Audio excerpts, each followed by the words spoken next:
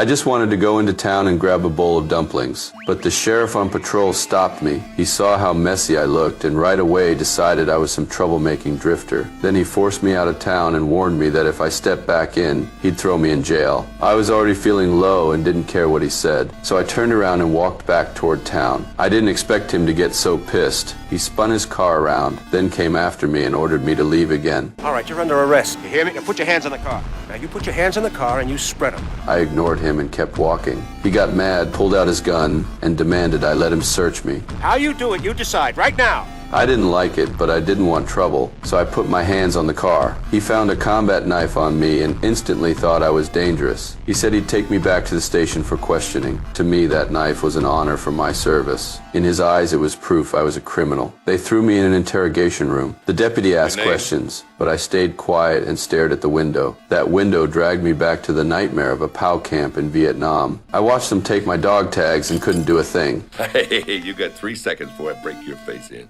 Even when the deputy found out I was a veteran, he showed no respect. In the end, they sentenced me to 90 days in jail and fined me $250. They made me strip for inspection. A cop noticed the scars on my body and thought about reporting it, but the deputy didn't care.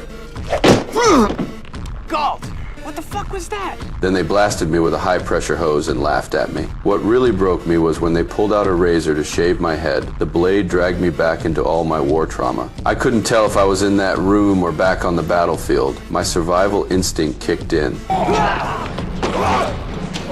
The sheriff rushed in when he heard the noise, but before he could react, I kicked him down. Then I moved like I was back in combat, dropped every cop in the room, grabbed my knife, and bolted from the station. To shake off the pursuit, I stole a motorcycle. It was fast and nimble, perfect for the rough terrain. Before long, the sheriff caught up in his car. In just a few minutes, we were out of town.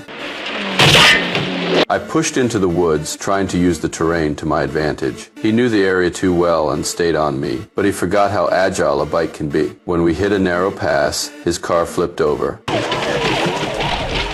I kept going, but soon the road ended. I ditched the bike and ran into the woods. The sheriff was still shouting behind me. You've gone as far as you're gonna go! He didn't realize he had messed with the wrong guy.